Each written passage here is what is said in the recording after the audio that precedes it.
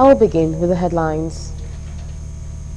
President Bola Tinubu mandates Vice President Kashim Shettima to proceed and lead Nigeria's delegation to the 2024 Commonwealth Heads of Government meeting.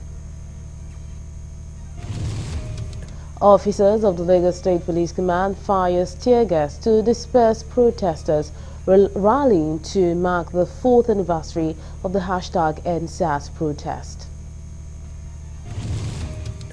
On foreign scene, King Charles and Queen Camilla joins a church congregation in Sydney for a Sunday service on the first day of engagement during their tour of Australia. Details of these and more will come to you shortly. Do stay with us.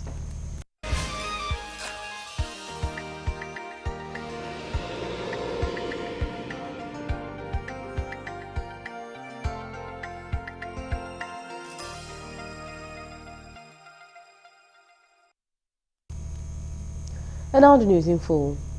President Bola Tinubu has mandated Vice President Kashim Shettima to proceed and lead Nigeria's delegation to the 2024 Commonwealth Heads of Government meeting. The Vice President will join King Charles of England and other world leaders from 56 member countries at the first CHOGM to be held in the Pacific small island of Apia, Samoa from October 21st to 26th. They will deliberate on the theme, One Resilient Common Future, Transforming Our Commonwealth.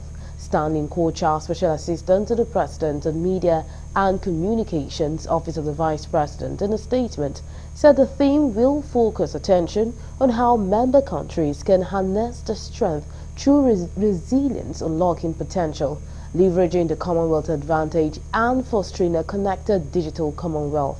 Nkwocha said at the meeting, Nigeria and other member countries will also elect and appoint the next Commonwealth Secretary General. He said, line with the agreed memorandum on the establishment and functions of the Commonwealth Secretariat revised 2022 and the principle of regional rotation, the next Commonwealth Secretary General will come from the Africa region.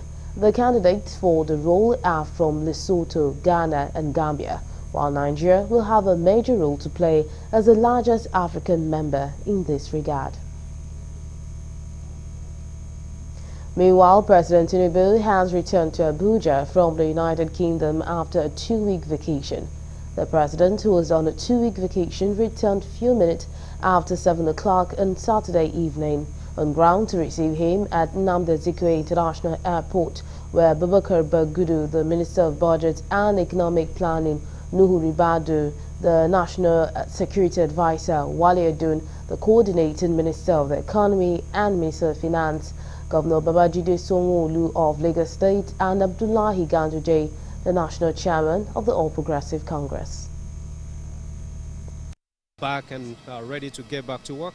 Just to continue from where he left off in terms of putting policies in place and making sure things are done right, making sure we're going the right direction. He's the captain of the captain of the plane, and he's working to get to a cruising level, which is exactly where we're going. And in a matter of time, Nigerians will begin to see the fruits of his labor and our labor. Officers of the Lagos State Police Command have fired tear gas to disperse protesters rallying to mark the 4th anniversary of the #EndSARS protest. Video seen on Sunday morning showed protesters fleeing as the police fired shots. The protesters had converged around 8:30 a.m. at the toll gate with several banners and placards calling for the full implementation of the report submitted by various judicial panels of inquiry set up after the 2020 protest. In October 2020, thousands of youths gathered in major cities across the country to protest against the constant harassment, killings and extortion by officers of the defunct Special Anti-Robbery Squad, a unit of the Nigerian Police.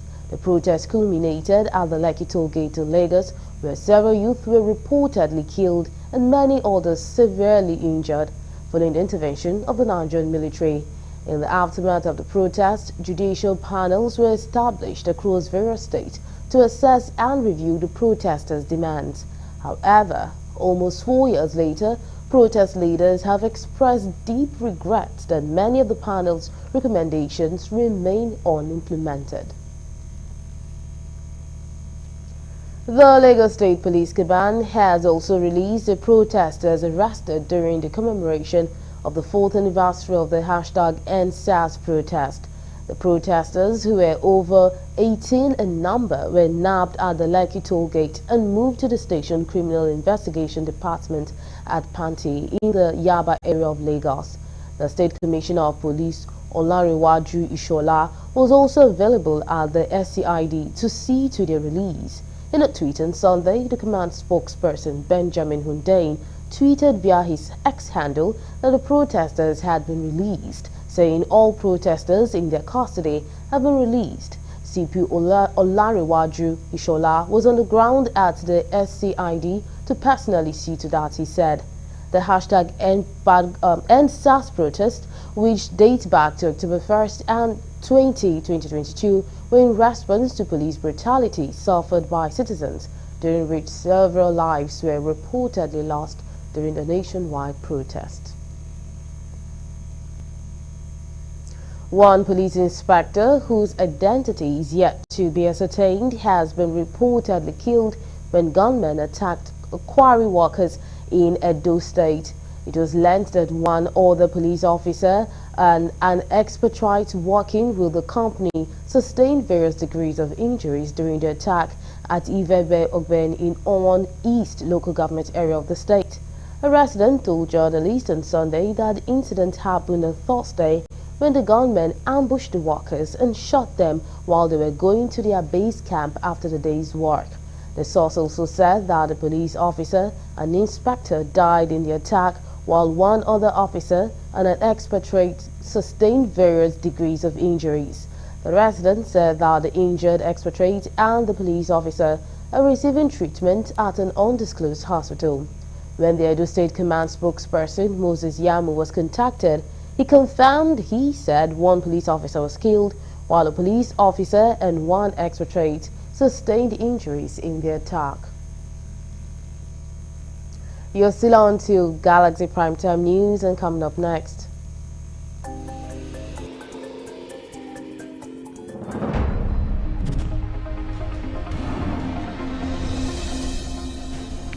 The federal government says discussions are ongoing to transfer the management of the national grid to independent system operators.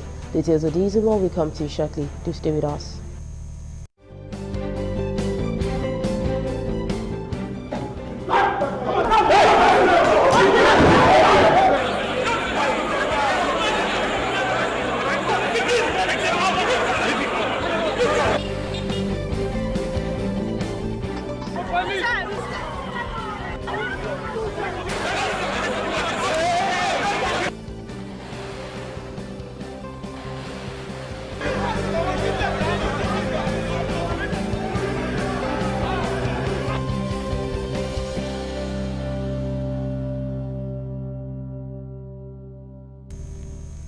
We're glad to have you back. Now, for more updates and latest news, please visit our website www.galaxytvonline.com.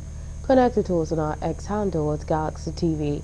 Subscribe to our YouTube channel, youtube.com/GalaxyTVNews.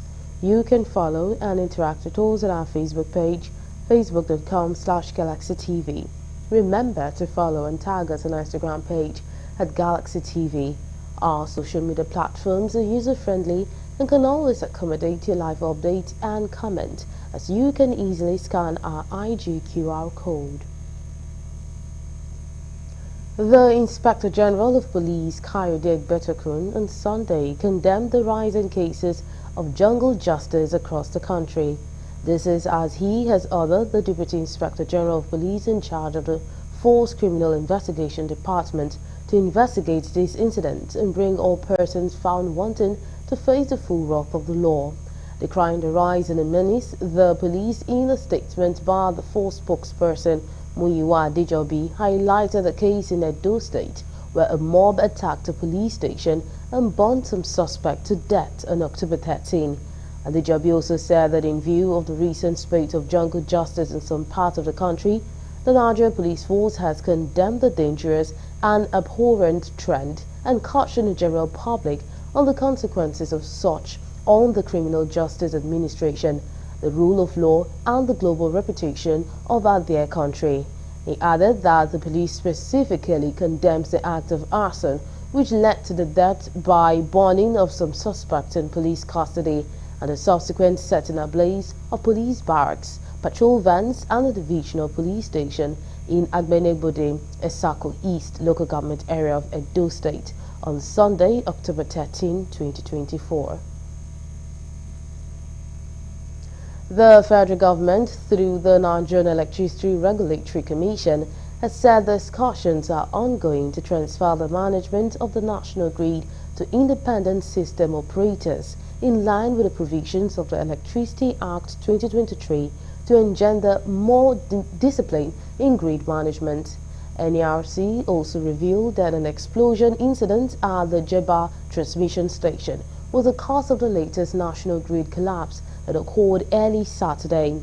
According to the Commission, efforts to restore supply have progressed significantly, with power restored in 33 states and the Federal Capital Territory as of 1 p.m. on Saturday. For the third time in 1 week, the national grid collapsed again on Saturday morning, leading to a mass power outage. Recall that the grid tripped off on Monday and on Tuesday when it was being restored. The NERC, in a statement posted on its official X handle, acknowledged the recent rise in grid disturbances that have resulted in significant outages. It further noted that an investigative public hearing to identify immediate and remote causes of recurring incidences of grid disturbances and widespread outages will be conducted very soon. The Standards Organization of Nigeria (SON) has called on Nigerians to adhere to the warning against the use of substandard and uncertified CNG gas cylinders. SON made the call as a result of the unfortunate CNG cylinder explosion at a CNG refueling station in Benin City, Edo State. A statement from the agency's management released over the weekend indicates that SON, while commiserating with those affected by the incident, said it was pertinent to note that preliminary investigations has revealed that the cylinder used to convert the vehicle differs and does not comply with the CNG standards approved by the organization. It stated that the organization has robust and effective regulatory measures in place to ensure that all CNG equipment and conversion kits conform to approved standards before being certified for public use. The Standards Regulatory Agency also reassured Nigerians that CNG safety is top on its priority. It also urged all stakeholders to prioritize safety and recognize that LPG and other gas cylinders are not suitable for CNG containment. CNG vehicle users are strongly advised to install only SON certified cylinders in their vehicles, as the use of uncertified cylinders presents serious safety risk which should not be overlooked. The federal government has announced that it has commenced work on the construction of a multi-purpose dam upstream of the River Dura in the Buruku local government area of Benue State to contain the heavy water that flows from that axis. The Deputy Director of Hydrology at the Federal Ministry of Water Resources and Sanitation, Robert Umuzulike, disclosed this while assessing the Makurdi-Boko-Katsina-La Highway, which is affected by the overflow of the River Dura that split into the road. Umuzulike stated that the flood was caused by continuous sediment deposited in the river, which have reduced its depth and capacity to hold water. He explained that the assessment team would evaluate the flood situation and report to the minister for immediate action. Speaking to journalists, the district head of Mbakura Ward, His Royal Highness Matthias Aguirre, reported that the flood has also submerged homes, farms and properties in the area. He indicated that the level of water that overflows onto the highway during rain demonstrates the urgent need for the government to construct a dam to manage the water. He also appealed to the federal government to rehabilitate the Makurdi-Boko-Katsina-Ala road, which is currently cut off near the Abekwa settlement close to the River Dura bridge. The Kaduna Indian Association under the Indian High Commission Abuja has expressed commitment to strengthen collaboration with Nigeria towards ensuring cultural exchange and cooperation between the two countries.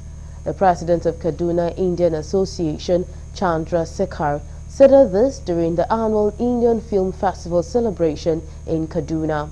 Represented by the Cultural Secretary of the Association, Sidi Bhumik Patel, the president explained that the occasion provided a platform to promote friendship and cooperation among people of the world using social and cultural content. According to Sekhar, the annual event is also part of effort towards projecting the excellence of film art that would lead to the understanding of film cultures of different nations to promote creative art development in the globe.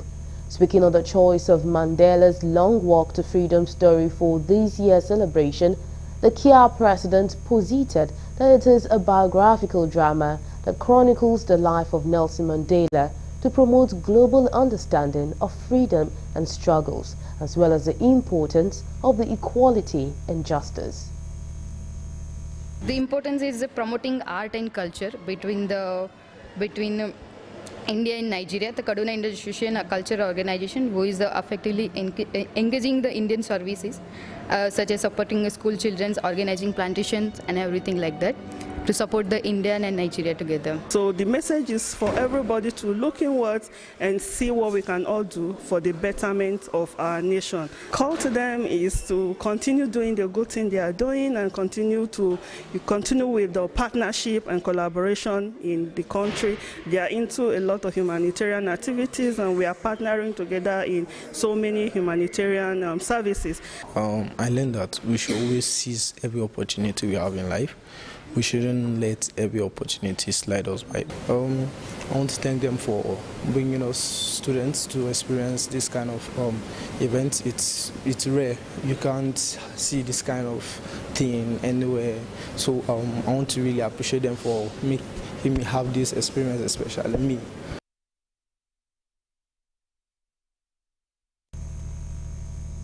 Benue State Government has commenced the process of return on internally displaced persons (IDPs) to their ancestral homes. The exercise began last Friday with the return of 3,698 IDPs from their camp at Baka along 72 Barracks Road, North Bank area of Makurdi. The Commissioner for Humanitarian Affairs and Disaster Management on behalf of the State Governor coordinated the exercise alongside Benue State Emergency Management Agency, SEMA, IOM, and other stakeholders, stating that 3,698 IDPs comprising 1,114 households were moved to a temporary home constructed along Makurdi-Bajimba Road. Explained that it has been the desire of the governor to return IDPs to their ancestral homes. However, assured that the IDPs will be provided with essential reliefs, including toilet materials, farmlands, schools, etc. Returning them requires a lot of resources that will need intervention of the international community to assist His Excellency in building their homes, to return them to their ancestral homes. We are going to build their homes back, build the school that has been destroyed, build the hospitals, market, and everything that has been destroyed. His Excellency is planned to work with the partners to rebuild their homes, to pave way for agrarian in the state, that turn them in a cluster manner where we pave way for social amenities. We have a specific role and a serious role of supporting the Ministry of Humanitarian in ensuring that the people go back to their places. The first thing is we are going to provide for the inputs that they are going to be using when they get back to their places. Our people are mostly farmers, so the inputs for farming, land for farming, and all the resources that are required for them to do farming when they get back to their places is going to be a role of the SDGs. The camp chairman, Samson Unum, and the camp women leader, Patricia Newcore, who spoke on behalf of the IDPs, appreciated the governor of Benue State, Reverend Father Hyacinth Alia, for their accommodation, water, light, and called to return them to their ancestral homes. I want to appreciate God for this wonderful day and the Benue State government for them to make provision for us to leave this place. We have been suffering here, but I want to thank you because I'm very happy for this very day. No more rain, no more rainfall in our rooms, no more erosion. I believe they will not be hungry. Our younger ones will be going to school.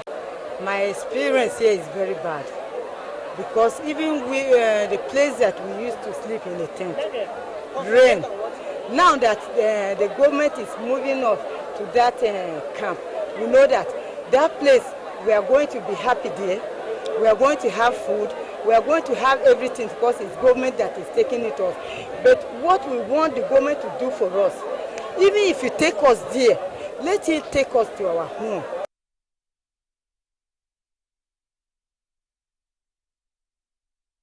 You can see yourself there are dignified toilets here. You have space for recreational activities. We have a space there that has already been we are building for their learnings. Before you access this environment, the only entrance by your left as you are coming in, that is a security post. And at the back is also the same thing. We are providing security here. We're not just leaving them in a poorer state as they were before.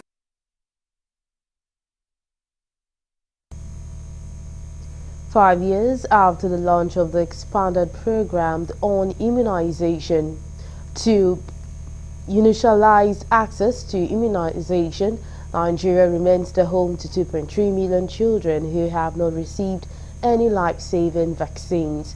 In this report, correspondent John Felix underscores the risk of vaccine-preventable infections, even deaths, this class of children are exposed to. The report. Immunization remains one of the most critical and cost-effective public health interventions, effectively reducing morbidity and mortality from vaccine-preventable diseases. Despite significant progress globally, recent data indicates the challenges persist in reaching all children, particularly in Nigeria. Recent data reveals that at least 2.3 million children are yet to receive critical vaccines. This alarming figure also highlights the urgent need to step up immunization campaigns to save lives.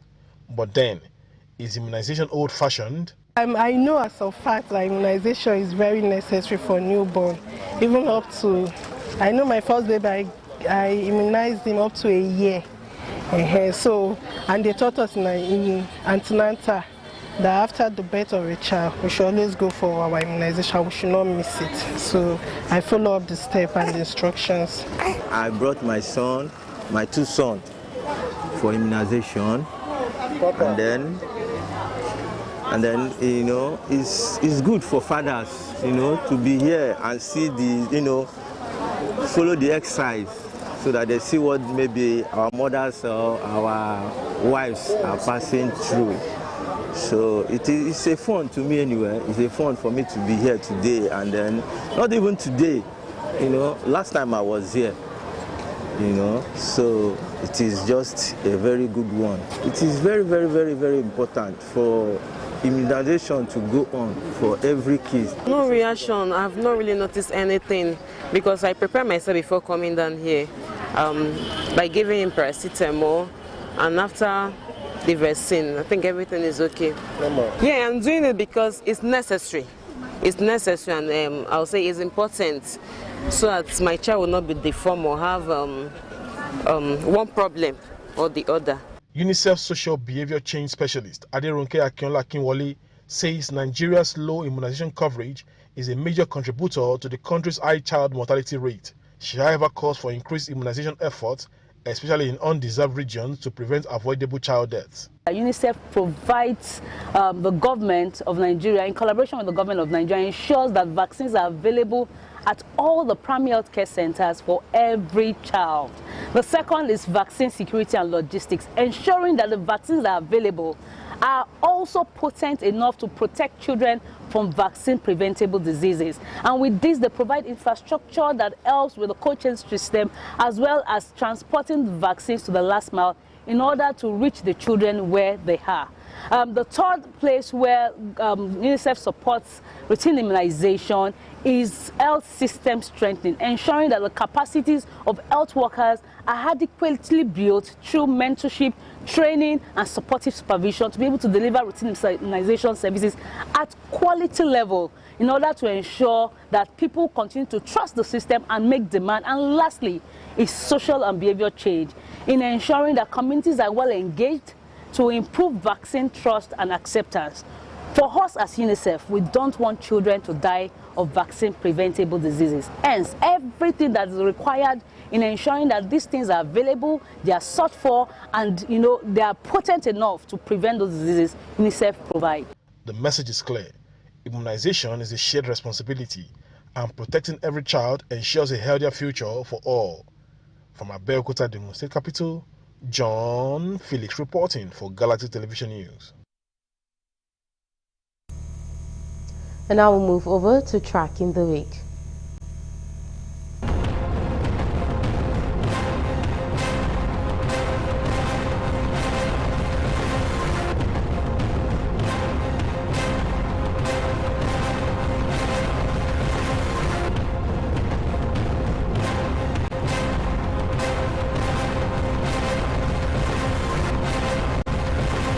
Welcome to Tracking the Week. On Monday, President Bola Tinubu, deeply moved by the inhumane treatment endured by the Super Eagles of Nigeria at the Libyan airport, warmly welcomes their safe return to Nigeria. The harrowing experience of the national football team at the hands of their host and the Libyan authorities prompted the Nigerian Football Federation to withdraw the Super Eagles from the scheduled match on Tuesday.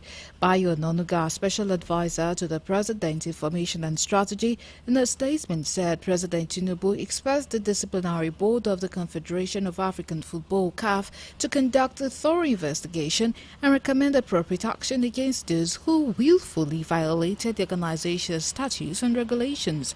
Ononuga said the President commends the proactive coordination between the Ministry of Foreign Affairs and the Federal Ministry of Sports Development in addressing the unfortunate episode and ensuring the safe return of their players.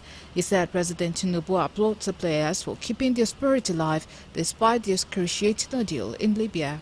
Also on Monday, the Nigerian Police Force (NPF) declared its readiness to redesign and rebuild the Falomo Police Barrack in Lagos State through a public-private partnership (PPP) initiated under former IGP Usman Akali Baba.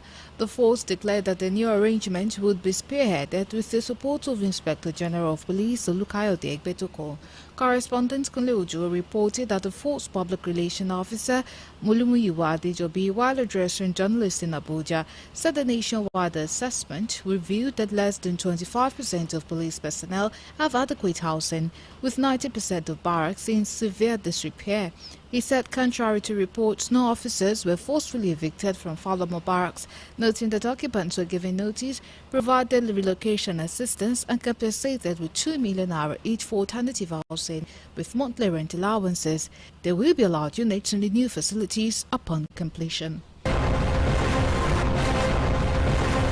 On Tuesday, the Transmission Company of Nigeria said the ongoing restoration of the national grid, which collapsed on Monday, is ongoing and almost completed. The TCN said that the national grid experienced a partial disturbance on Monday at about 6:48 p.m., adding that efforts to fully recover the grid are still ongoing. The Public Affairs General Manager of TCN, Didimba, said in a press statement that it restored supply fully to Abuja. The statement read that although the recovery of the grid commenced immediately with the Azura Power Station providing the Black Start grid recovery, which advanced state at about 10:24 a.m. on Tuesday, when it encountered a challenge that caused a slight setback in the recovery process. The press statement said supply had been restored to the Abuja axis and other major distribution load centers nationwide. Also on Tuesday, the federal government inaugurated the 7-man reconstituted renegotiation committee on the 2009 agreement between the federal government and the Academic Staff Union of Universities. The inauguration, which was performed by the Minister of Education on behalf of President Bola Tinubu, was attended by stakeholders in the education sector, including representatives of all unions involved in the agreement. Correspondent Kunle Ojo reports that the Minister of Education, Professor Taye Maman, while commending the leadership of the unions for their commitment to the advancement of the education sector, solicited the support for the timely completion of the assignment. He restated the commitment of the federal government to see the agreement wrapped up and see the light of the day.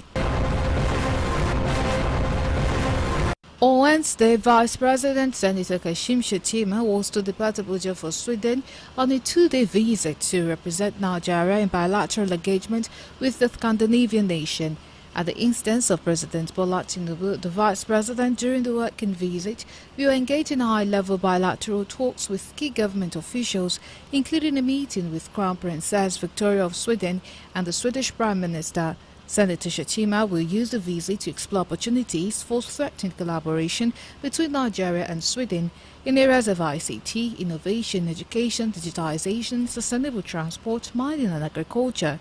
Senior Special Assistant to the President on Media and Publicity, Office of the Vice President, Stanley Nkocha, in a statement said the Vice President will also meet with key stakeholders in both the government and private sector. Still on Wednesday, the House of Representatives urged the federal government to reverse the recent petrol price hike, citing the increased hardship on Nigerians. The House also called for measures to stabilize petrol and cooking gas prices, such as temporary relief, tax reductions or subsidies for low-income households. In a motion sponsored by 101 members, the House asked the Nigerian National Petroleum Corporation Limited and other agencies to expedite refinery repairs and boost local refining to reduce reliance on imported fuel. They also urged the Central Bank of Nigeria to implement policies that would curb the inflationary effect of fuel price hike on essential goods. The government was further encouraged to explore alternative energy sources and promote renewable energy to reduce dependence on petrol and gas. State governments were asked to alleviate the financial burden by waiving tax on transportation and goods affected by fuel cost.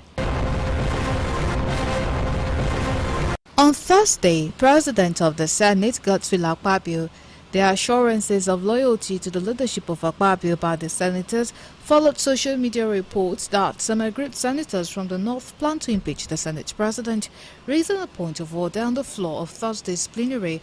A former leader of the Senate, Yahya Abdullahi, drew the attention of his colleague to a publication which claimed that Northern senators were behind the impeachment plot against Akpabio. Correspondent Kunle Ojo reported that the senator claimed that such an allegation was a breach of his constitutional right as a citizen and lawmaker representing Kebbi North. He said the allegation that Northern senators were plotting Akpabio's removal has put a dent on his reputation and the integrity.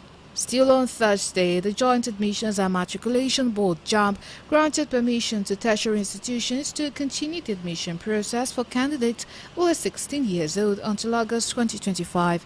JAMB in a statement explained that the decision was to ensure equity because of those institutions whose 2024 admission exercise will last till August 2025. JAMB in a statement recorded that the issue of tertiary institution was deliberatingly decided at the 2024 policy meeting to be 16 years old for the 2024-2025 academic session, which subsequently the cut-off date was put on the 31st of December 2024. JAMB stated that it had taken cognizance that due to different reasons, some institutions expected the 2024-25 admission to run through July 2025, adding that without compromising the standard or infringing on individual institutions' admission policy, the board has now decided to allow any willing institution to admit candidates who will be 16 years old by 31st of August 2025, as long as the standard set by the institution qualifies such candidates but cannot be admitted only because of age. On Friday, Justice Mary Aneni of the High Court of the Federal Capital Territory allowed the Economic and Financial Crimes Commission (EFCC) to present two witnesses virtually in the trial of former Governor of Central Bank of Nigeria, Godwin Emefiele. In a ruling, the justice granted the FCC's application in which it sought the court's permission to be allowed to view the witnesses who are currently abroad through video link. The FCC is prosecuting the Emefiele on 6-count charge of unlawfully printing new naira notes, among others. At Friday's proceeding, counsel to the FCC told the court that the two witnesses the prosecution planned to call next were based in the United States of America, USA. He informed the court that his team encountered difficulties in bringing the witnesses to Nigeria and sought to file a motion to have the oral evidence of the witnesses taken via Zoom or other video platforms. Lastly, on Friday, House of Representatives resolved to accelerate consideration of bill on the introduction of independent candidacy by referring it to the Special Ad Hoc Committee on Constitution Review. The private member bill was sponsored by Chairman House Committee on Media and Public Affairs, Honorable Akin Rotimi. Honorable Rotimi, while addressing House of Representatives press corps in Abuja, said the crucial legislation, which is a legal bill from previous assembly, was reintroduced for consideration following its first reading on Thursday, September 26, 2024. According to him, the bill proposes that for any citizen to contest the presidential election as an independent candidate, they must obtain the verified signatures of at least 20% of registered voters from each of the 36 states. And that's it on Track in the Week.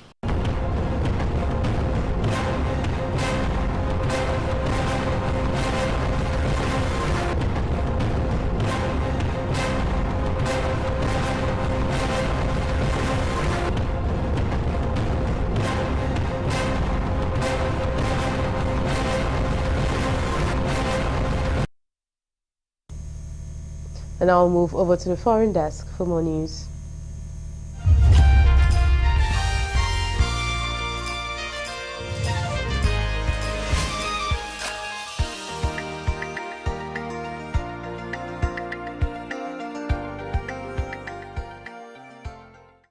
This is news from the international scene.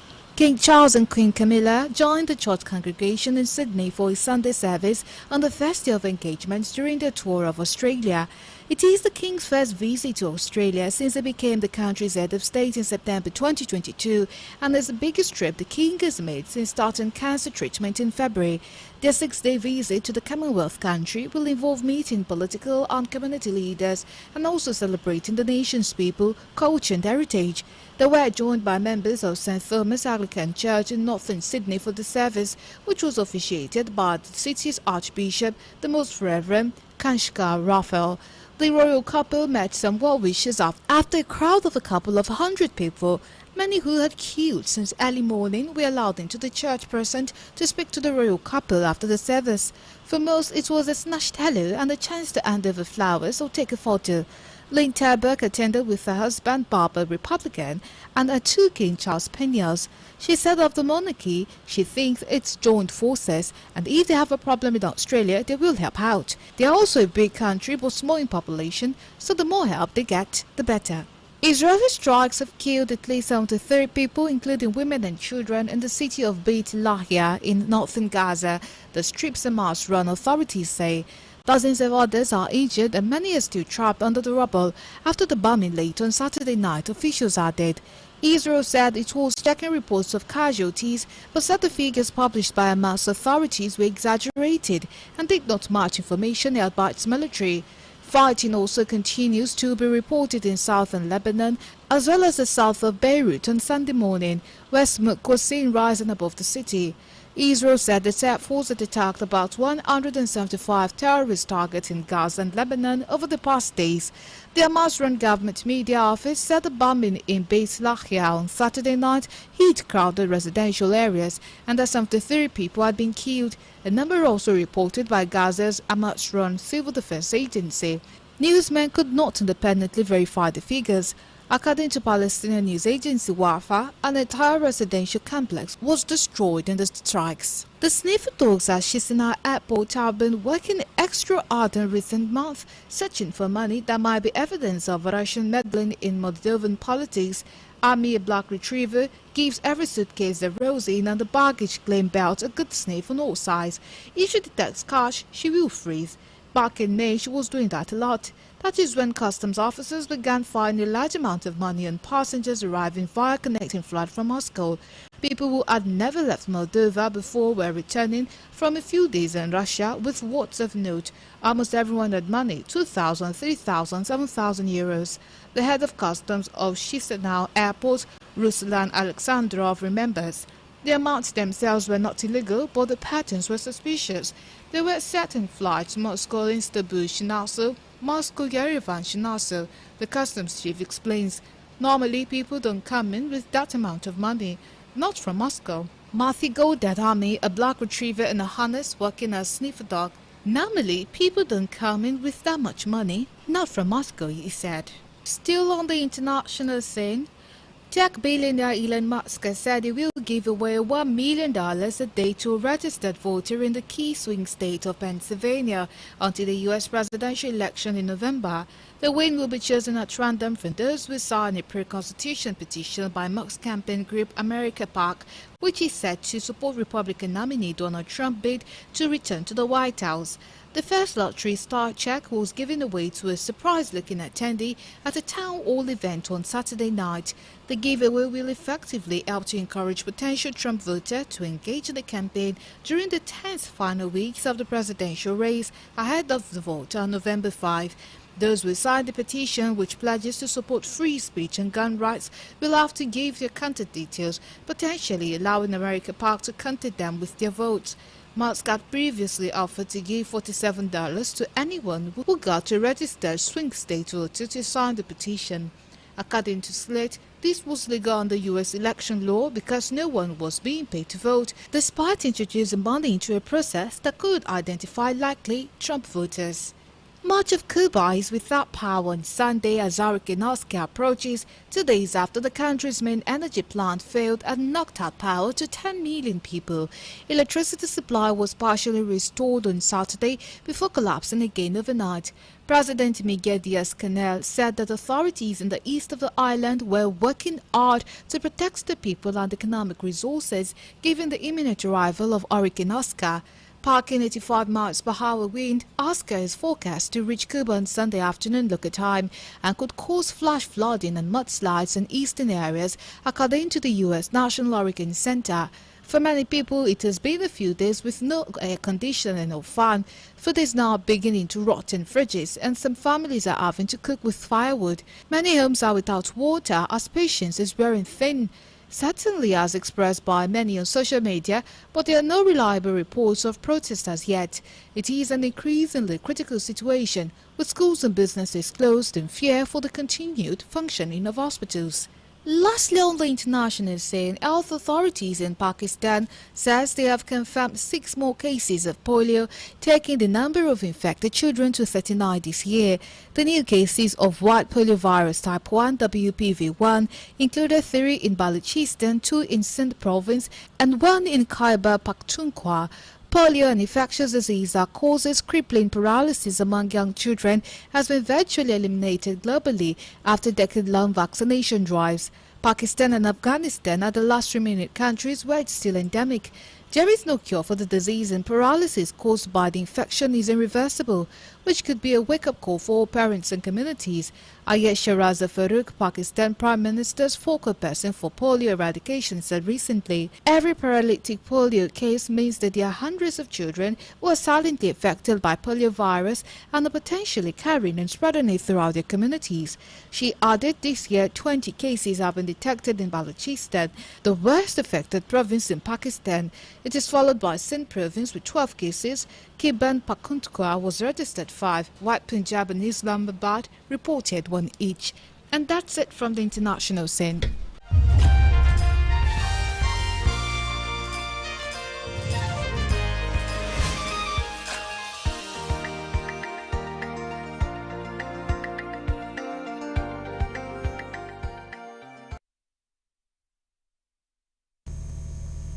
Now for more update and latest news, please visit our website www.galaxytvonline.com. Connect with us on our X handle at Galaxy TV. Subscribe to our YouTube channel, youtube.com/GalaxyTVNews. You can follow and interact with us on our Facebook page, facebook.com/GalaxyTV. Remember to follow and tag us on our Instagram page at Galaxy TV. Our social media platforms are user-friendly and can always accommodate your live update and comment, as you can easily scan our IG QR code. And that's all we have on Galaxy Primetime News. Thank you so much for being a part of the news. My name is Nenwarang Yilmazaka. Goodbye.